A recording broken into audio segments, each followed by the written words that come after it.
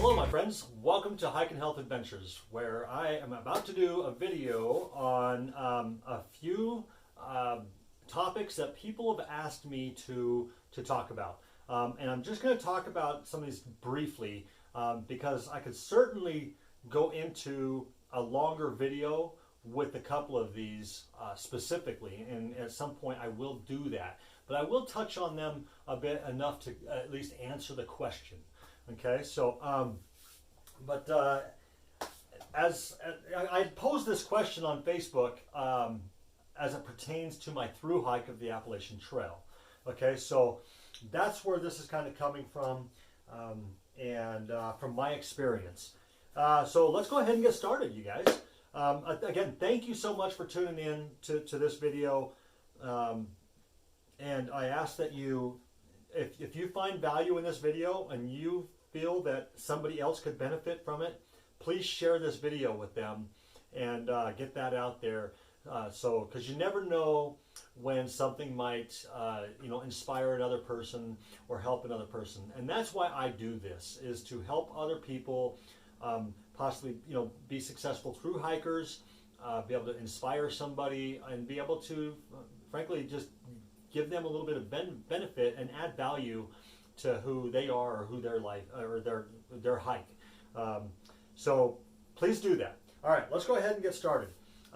So the question was, and I think this is like 3 people that have asked questions, and I've kind of combined the 3 together because they kind of, marry with one another, so it helps out. So the question: what was tough? What was tough, and how did I manage that? What did I do? What did I tell myself when things were bad? What did I tell myself, or what did I do when things were good? And this is a really good question, and this is one of those questions that I could certainly go into for a long time. But you guys, just right off the top of my head, there was a lot of tough things, really a lot of tough things, and there's one thing. I get a little emotional, especially when I think of some of the different things that were tough and some of the things I went through. But I did what they call the 4-state challenge, and I decided to do this. But I also did it for a cause. I decided to do it for more than myself. Okay, then for more than bragging rights, that I did the 4-state challenge and just a little, like under 15 hours, or maybe it was a little over, I don't know, somewhere in the neighborhood of 15 hours of trail time that we actually did this. But we did it from the start to finish, including our breaks and lunch that somebody, well, I'll get to that in a minute, but so 18 hours it took from start to finish, but it was about 15 hours trail time.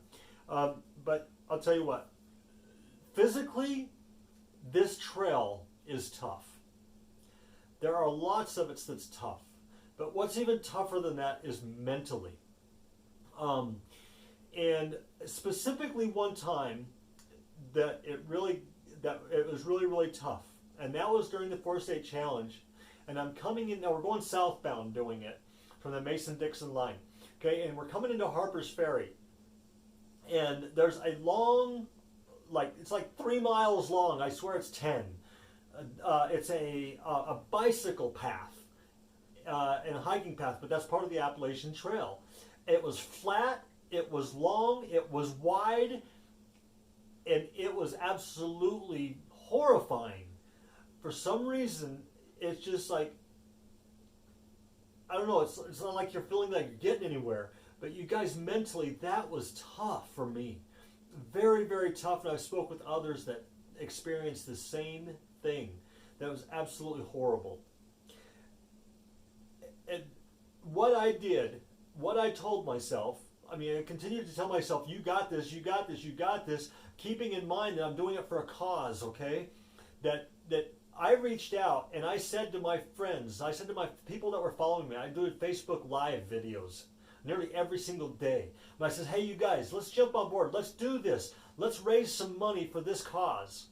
Okay? And it was for the True Health Foundation for feeding children. And for, well, I'm not going to get into the details of that. but it was for feeding children, starving children in other countries, okay? And so I decided to do that. And you know what? My friends pulled through. They said, yeah, let's jump on board. Let's do this. And it was so exciting to be able to do something for something else, to rise above and make it better, make it different than you know, for me. You guys know what I'm saying. I get emotional. So on this long stretch of path that was flat and paved, I was done. I was tired. I've gone maybe 40 miles, 39 miles by now. Okay, it's a 43-mile trek. I simply could not just tell myself, get her done, get her done, get her done. I could simply just think about why I'm doing this. Okay? I needed something more. So what I did is I pulled my phone out, I got on Facebook, and I went live. And I told people, people started chiming in. People started watching. 30, 40 people. You got this, Tribute, you got this. And here I am calling on them to help me through. I'm bawling, I'm sore, I'm tired, I'm just flat out wore out, I'm done. But I had to get to the top of that mountain. I had to keep going. So that was very tough for me. And when I had tough times like that, it's not what I said to myself all the time. It's what I did, and that was by calling on you guys. Okay? If you're going to thru-hike, you need to have somebody that's going to help you. You need to have a resource, okay, of what you're going to do, who you're going to go to when you need a little bit of a push. Yes, there are people that can do it alone. I understand it. I've seen it. I know people that do it on their own. I sat there and watched people. They power through, they struggle through on their own, and they get there. But for me, I wanted that help. I needed that help a little bit. At the end of the day, do I think I could have accomplished a thru-hike? Yes, I do. I really do believe I still could have done it without the help. But I'll tell you what, it really eased things and helped when I did have help. And I plugged into that resource, okay, guys? So that was something that was very, very tough for me. Right off the top of my head, I can talk about so many more instances. The good times, I absolutely had great times too. And I reward myself. When you set goals and when things are going awesome, yeah, buddy, woo, we got this, you know, and you're just crushing it all day long. Things go well. Treat yourself. You know, we go into a town. I bought a $35 steak once when I did, you know, when I was feeling good. And hey, this is awesome. We did great, you know. But you guys, you gotta treat yourselves. I did tell myself that I was crushing it, that I was awesome, that I'm a wilderness badass. And oh my gosh, you guys, it's absolutely amazing. The feelings of great days are so awesome. But you need to keep yourself in check. You got to keep yourself in check. We'll get into that in a minute, okay? Another question I had, I'm going to tie into the same question about the toughness, my injury. And yes, the answer is yes, it was demoralizing. I had a tough time with that. I was scared to death, you guys. I'm not going to go into details, but at some point I ripped my calf. Now, I'd injured it previously. In fact, I injured it the first time on the 4-state challenge.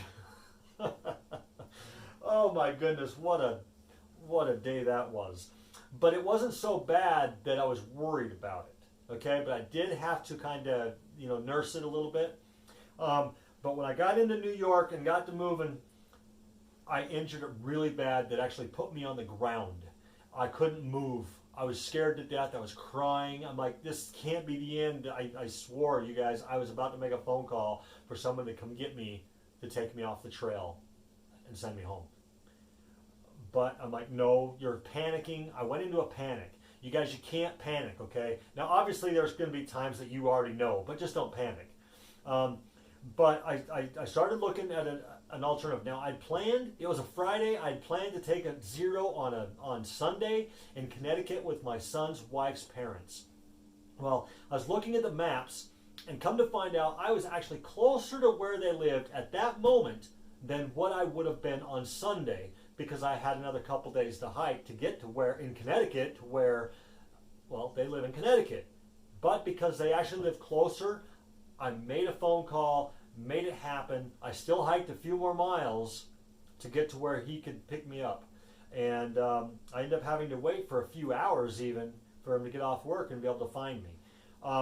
But I thought I was done, but I thought, you know what, I'm just going to take some time off. I took 3 zeros and saw a sports therapist, and he helped me out, and I just nursed it and mellowed out and just relaxed and was lazy for 3 days.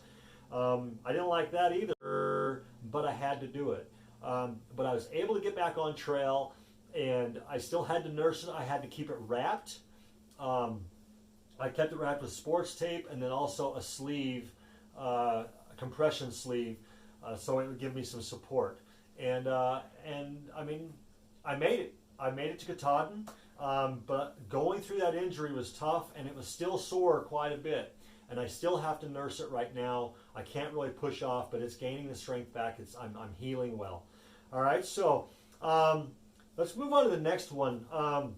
Did I forget anything? No. I never forgot. I never got on the trail and said, dang it, I forgot to get this, or I forgot to bring this. So I was good to go there. What stands out?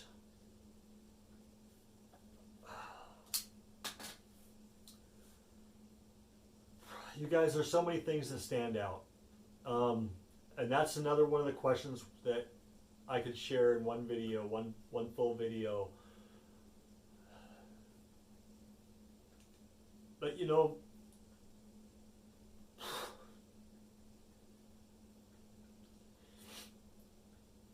AT strong, never forget. Stronghold.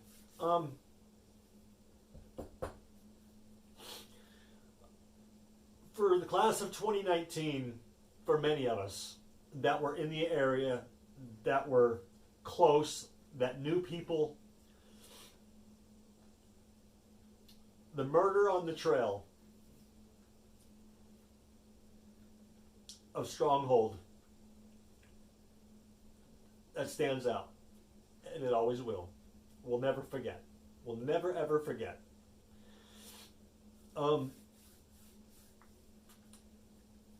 We knew all the people that were involved in that. 3 days before that, we had dinner with the couple. Okay, Stronghold, we did not know him. In passing, I had met him, but it wasn't but for a brief moment. Sovereign,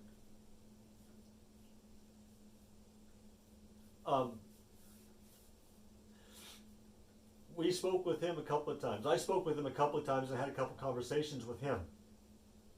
And he seemed okay to me. And looking back, you know, it's affected all of us that were in that area, and that had something to do with any of them. But looking back, in fact, I was talking to somebody yesterday about this very thing, and he was saying that he felt guilty. And sometimes I feel guilty too, because what if I could have done something more? When I was talking to Sovereign, what if I could have talked to him that would have maybe made him look at something a little bit different? I felt no threat from Sovereign myself. Although I was cautious because I'd already heard about him.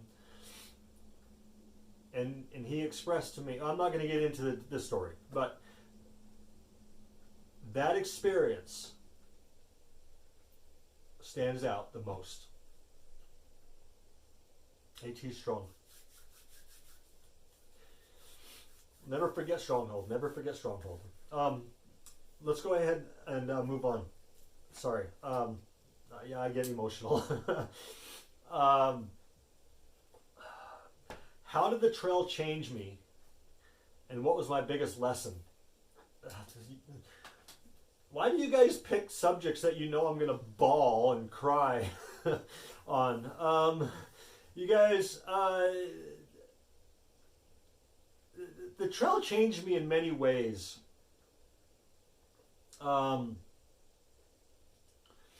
It has humbled me, and my biggest lesson and how the trail has changed me. Let's just combine those two together, you guys, because what I learned on the trail has also changed me of who I am. Well, I've always been a person that cares. I've always been a person that wants to be friendly and love people, okay? But it has become so much deeper than that now. It's so much deeper. Humility and gratitude. Humility and gratitude are the two biggest things I take away from my through hike of the Appalachian Trail. There's so many people to be grateful for. And not just the people, but the trail itself. And what it brings. What it provides. And if you can humble yourself to keep your heart and your mind open to what it has to bring, you will find that gratitude. And it will add value to your life. It's a great benefit. I can start with my own family. My trail kids. I love those kids, man. And I miss them.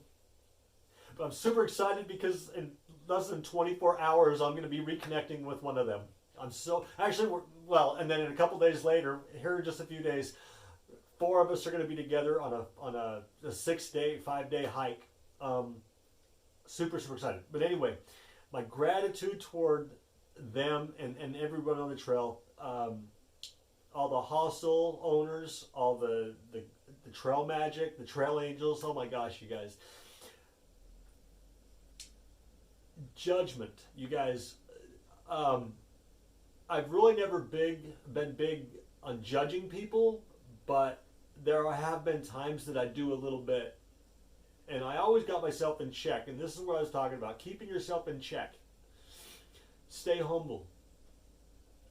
Recognize that you're not the only one out there. You don't know who you're dealing with. You don't know who you're coming across. You don't even know who you're hiking with. You don't know what their purpose is until you ask or until they tell you. Now let me tell you something. I had many people talk to me and express why they were out there, or even sitting there getting to know trail magic people, the people that come and for hours on end, they drive 3-4 hours to come give you food. Are you kidding me? Who does that? You guys out here in our real life, out in the world, on the streets of the cities, the towns, man, we take so much for granted.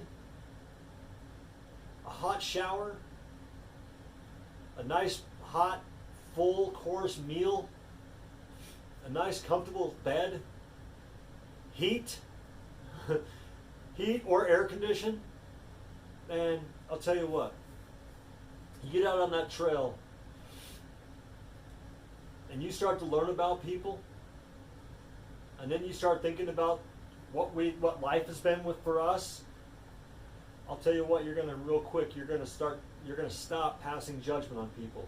I met people out there that were basically homeless. In the winter months, they find a job to earn enough money so they can go back out on the trail for the summer. Some of the greatest people I ever met. Full of love, compassion, and respect. You're walking down the street in the city you live in, you run across that same person that I ran across on the trail. By the cover of that book, you're going to probably steer clear. Don't pass judgment. Don't judge a book by its cover, you guys. Don't do that. I met a rocket scientist, 2 of them, out on the trail. A rocket scientist. How do you hold a conversation with a rocket scientist? Well, I'll tell you what. Getting to know him a bit, you guys, for a moment I passed judgment. Hiking the trail is not rocket science, guys. If you get what I'm saying here. Don't pass judgment on a rocket scientist. I'm telling you, don't do that. Because you don't know what they're there for. You don't know what they've been challenged with. Humble yourselves enough to stay open-minded, and you'll find gratitude. You guys, this experience of hiking the Appalachian Trail has changed me forever. And one more thing that's probably more important than any of that, well, it kind of falls in line with it. We have 2 ears. We have 1 mouth. There's a reason God gave us 2 ears and 1 mouth. Let's use them more. When people are talking to us and they're trusting us to listen to them, and they're trusting us with their personal challenges, let's listen. Let's listen. And if they ask us for advice, this happened to me, you guys. Sometimes you're like, oh my goodness, my first thought is this, but we don't want to offend anybody in that manner. If they're trusting us enough to ask us for advice, let's make sure we're not saying something that's going to hurt them more. As long as we've listened to what they've said, and they're trusting us to give them advice, let's be careful. Let's be careful. You guys, I was given, people shared with me things that I'm like, you got to be kidding. You just told me that? Why would you tell me that? Sometimes all we need to do is listen, and sometimes that's all they need, is just someone to talk to. That's what the trail has done to me. It's been able to open up my heart, open up my mind. People have come to me and said, you have inspired me, Tribute. You guys, I don't know how I'm inspiring anybody. I'm just simply going out there and sharing who I am. But when people are being inspired by you, you better start listening. Because it is so humbling to me that people come to me and tell me that I've inspired them to do a Thru-Hike, or I've inspired them to do this, that, or the other. It's an amazing feeling, but you're like, why me? But anyway, you guys, these are some of the things I learned on the trail. These are some of the things that changed me and lessons that I learned. Is to be humble, to find gratitude, don't judge, and to listen. Listen and love. Guys, I'm going to this has been a great emotional video, and I'm really holding back. I really am. I could go into so much more, but you guys, that's probably going to be a different video if I ever do one, and bawling all over the place. But thank you so much for tuning in. Thank you so much for your time. I know that you guys take a lot of time watching these videos, and I appreciate that. Thank you for your 20 or 30 minutes, whatever this might be. You guys, if you find value in this and it can benefit somebody else, please share it with somebody. And if you haven't subscribed to my channel, please subscribe to my channel. Hit that little bell on the right there to be notified of the next one. But you guys, don't be afraid to help other people and to listen, to help inspire somebody else. Because if we can reach out and love and inspire just one person and help somebody change their lives, add value to their life, we've done a great job. All we want to do is just add value to somebody else's life. Many of you have added value to my life, and I thank you so much. I humbly thank you so much for adding value to my life and helping me have a positive experience on the Appalachian Trail. And I ask you guys to go out and do the same thing. Go help somebody else. Go add value to another. You guys, thanks so much for tuning in again. Love you all, and we'll see you on the next one. Bye-bye.